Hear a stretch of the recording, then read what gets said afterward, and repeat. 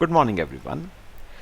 अच्छा बच्चे, पिछली क्लास में हमने सेक्शन 66 का बेटा यहाँ तक डिस्कस कर लिया था।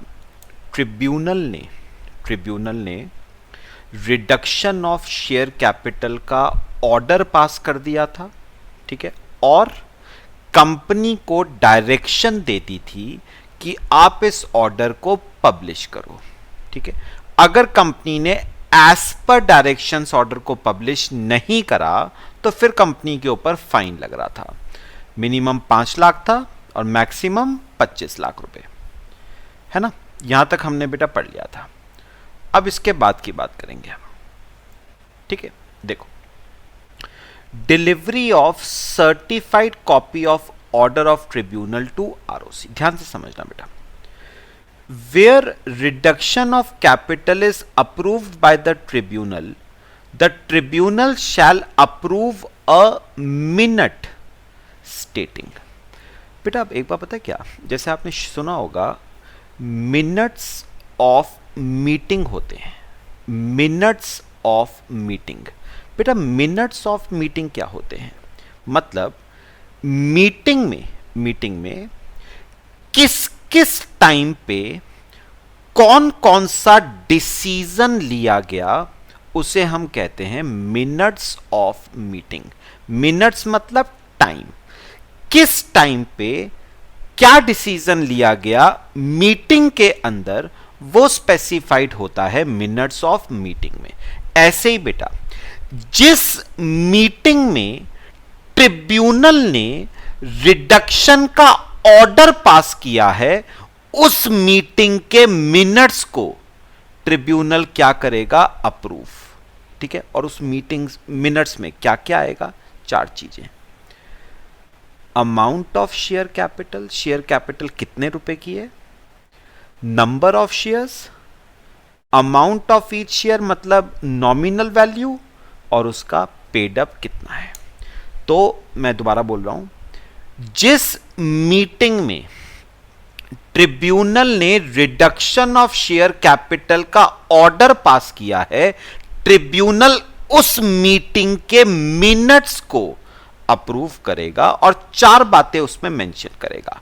रिडक्शन के बाद अमाउंट ऑफ कैपिटल कितनी होगी, नंबर ऑफ शेयर्स कितने होंगे, नॉमिनल वैल्यू कितनी होगी और पेड अप कितनी होगी, ठीक है। फिर company shall deliver to ROC for registration in form RSC 6 a certified copy of order of tribunal and a certified copy of minute approved by the tribunal। अब बेटा कंपनी क्या करेगी, सुनो। कंपनी बेटा ROC के पास फॉर्म RSC 6 में, form RSC 6 में filing करेगी 2 चीजों की। कौन कौन सी 2 चीजों की? एक तो ट्रिब्यूनल का order confirming reduction of share capital, plus tribunal ने जो मिनट्स ऑफ मीटिंग अप्रूव करे थे ना, एक उनकी फाइलिंग होगी फॉर्म RSC 6 में। किसके पास? ROC के पास, ठीक है। फिर उन्होंने कहा है the registrar shall register the order of tribunal and the minutes produce before him, he shall issue a certificate of registration of reduction of share capital in form RSC 7। और बेटा फिर क्या करेगा, सुनो। फिर जो ROC है ना, वो अपने पास इस ऑर्डर को और इस मिनट्स को अपने पास रजिस्टर कर लेगा और कंपनी को एक सर्टिफिकेट इश्यू कर देगा फॉर्म RSC 7 में कि आपकी शेयर कैपिटल को रिड्यूस किया जाता है। और बेटा उस डेट के बाद ना जो बैलेंस शीट बनेगी कंपनी की, रिडक्शन के बाद जो बैलेंस शीट बनेगी कंपनी की, उस बैलेंस शीट के आगे ब्रैकेट्स में लिखा जाता है एंड रिड्यूस्ड। तो जो बैलेंस शीट बनेगी कंपनी की after reduction of share capital, उस बैलेंस शीट के आगे ब्रैकेट्स में लिखा जाएगा एंड रिड्यूस्ड। सारी लीगल रिक्वायरमेंट्स बेटा क्लियर हुई है? ठीक है। अच्छा, अब अगला टॉपिक जो आता है वो क्या आता है? Effects of reduction of capital. ध्यान से सुनना बेटा।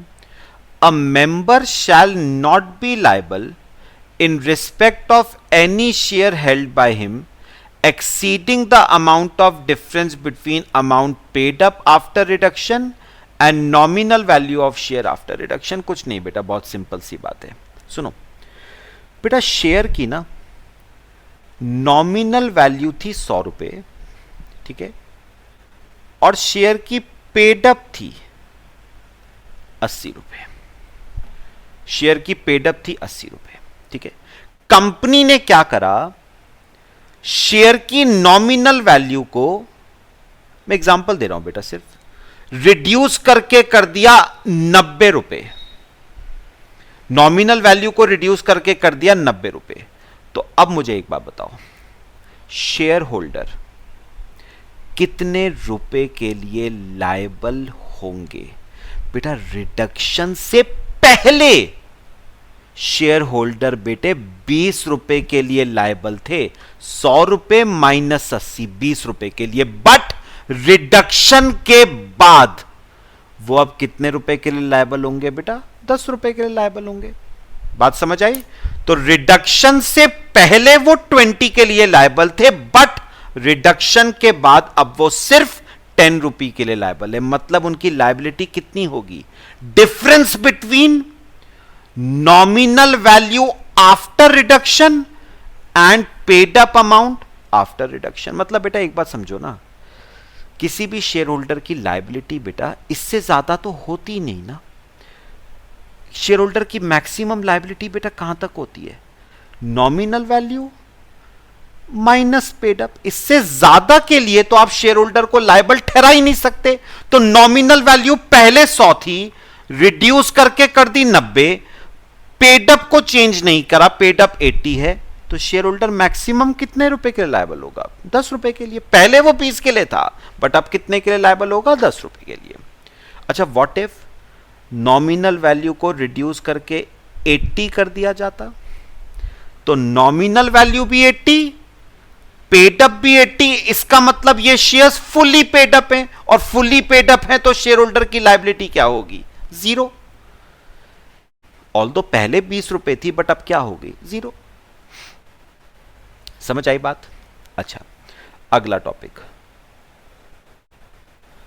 देखो, creditor not included in the list of creditors. ध्यान से सुनना, सिंपल बात है। Where the name of any creditor is not entered in the list of creditors and after reduction company commits a default in respect of the amount of his debt or claim, then every person who was a member of the company on the date of registration of order of reduction by the registrar shall be liable to contribute to the payment of that debt or claim an amount not exceeding the amount which he would have been liable to contribute if the company had commenced winding up on the day immediately before the said date, and if the company is wound up, the tribunal may on the application of any such creditor and proof of his ignorance settle a list of persons so liable to contribute and make and enforce calls and orders as if they were ordinary contributories in a winding up। मैं simple कर देता हूं बेटा case, मेरी बात सुनो। ये देखो बेटा, याद करो फॉर्म RSC 1 के साथ कुछ डॉक्यूमेंट्स बेटा अटैच होके जाते थे, जिनमें से एक था क्रेडिटर्स की लिस्ट। तो आपने क्रेडिटर्स की लिस्ट में बेटा 6 लोगों के नाम लिखे थे। बेटा कंपनी की गलती की वजह से एक नाम छूट गया बेटा, वो इस लिस्ट में एंटर हो ही नहीं पाया। एक सेवेंथ नाम था बेटा मिस्टर पी का। ये नाम इस क्रेडिटर की लिस्ट में एंटर नहीं हो पाया, तो मतलब mister P name not entered in list of creditors. तो इसका नाम क्रेडिटर्स की लिस्ट में एंटर नहीं हुआ बेटा। इसका मतलब एक बात तो सिंपल है, क्योंकि इसका नाम लिस्ट में एंटर नहीं हुआ, इसका मतलब इससे कंसेंट लिया ही नहीं गया, इससे कंसेंट लिया ही नहीं गया। किस चीज का? रिडक्शन ऑफ शेयर कैपिटल का पूछा ही नहीं गया बेटा इससे। तो किसका डिफॉल्ट है बेटा? कंपनी का डिफॉल्ट है। तो अब उन्होंने क्या कहा कि कंपनी को क्या कहा? उन्होंने कहा कि भाई कंपनी, ठीक है, तुम इस मिस्टर पी को पे करो, तुम मिस्टर पी को पे करो, उसका पैसा जो बनता है वो पे करो। तुमने उसे मैं दोबारा बोल रहा हूं बेटा, मिस्टर पी का नाम लिस्ट में एंटर होना चाहिए था, बट लिस्ट में एंटर नहीं किया गया। इसका मतलब रिडक्शन ऑफ शेयर कैपिटल से पहले मिस्टर पी से पूछा नहीं गया है। तो अब बेटा सेक्शन 66 कहता है कि कंपनी की यह लायबिलिटी बनती है कि वो मिस्टर पी को क्या करे? पे करे। ठीक है। और बेटा उन्होंने कहा, ध्यान से सुनना, उन्होंने कहा अगर कंपनी इसको पे नहीं करती है ना, अगर कंपनी पे नहीं करती है,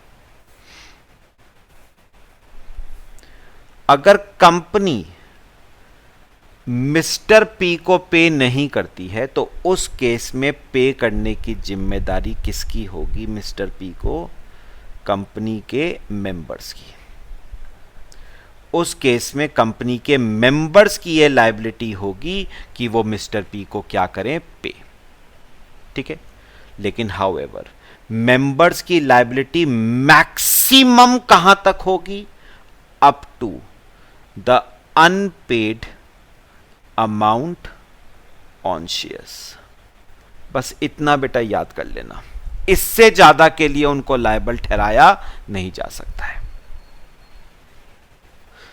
मैंने इजी कर दिया बेटा। तो याद रखना, अगर आपने किसी क्रेडिटर का नाम लिस्ट में मेंशन नहीं करा, इसका मतलब आपने उनका कंसेंट नहीं लिया, तो उस केस में कंपनी की यह लायबिलिटी है कि वो क्रेडिटर को पे करे। अगर कंपनी पे नहीं कर पाती है तो फिर उस केस में मेंबर्स को लायबल ठहराया जा सकता है, बट मैक्सिमम कहां तक? Up to unpaid amount on shares तक। क्लियर हुआ सबको? चलो, और बेटा इसमें लास्ट आता है फिर लायबिलिटी ऑफ ऑफिसर्स। वो क्या कह रहा है? If any officer of the company knowingly conceals the name of any creditor entitled to object to reduction. अब सुनो, उन्होंने कहा कंपनी का कोई ऑफिसर है, उसने नोइंगली मतलब जानबूझ के इंटेंशनली किसी क्रेडिटर का नाम लिस्ट में मेंशन नहीं करा, क्योंकि उसे पता था कि यह क्रेडिटर पंगा डालेगा, मतलब यह रिडक्शन के लिए ऑब्जेक्शन रेस करेगा, इसलिए जानबूझ के उसका नाम लिस्ट में नहीं डाला। ठीक है। या फिर knowingly misrepresents the nature or amount of debt or claim of any creditor। आपने जानबूझ के मिसरिप्रेजेंट करा, or abets or is private privy to any such concealment or misrepresentation. बेटा क्या मतलब होता है? एबिट्स और इज प्रिवी, इसका मतलब होता है बेटा आपने खुद तो नहीं करा, बट साथ दिया है। मैं दोबारा बोल रहा हूं बेटा, आपने खुद तो नहीं किया कुछ, बट बट आपने किसी और पर्सन का साथ दिया है क्रेडिटर का नाम छुपाने में, क्रेडिटर के नाम को मिसरिप्रेजेंट करने में आपने किसी दूसरे पर्सन का साथ दिया है। डायरेक्टली आपने कुछ नहीं करा, बट इनडायरेक्टली आपका भी हाथ है उस काम में। ठीक है, तो मतलब you are party to that concealment, you are party to that concealment और misrepresentation। तो उस केस में बेटा आपके ऊपर पनिशमेंट लगेगी, कौन से सेक्शन की? 447 की, जिसमें आपको इम्प्रिजनमेंट हो सकती है मिनिमम 6 मंथ्स, मैक्सिमम 10 years, और आप फाइन भी लगेगा बेटा। ठीक है, इसी के साथ बेटा आपका सेक्शन 66 हमारा पूरा खत्म होता है। मेरे ख्याल से क्लियर हो गया पक्का सबको? चल, बाकी नेक्स्ट क्लास में डिस्कस करेंगे। Till then thank you.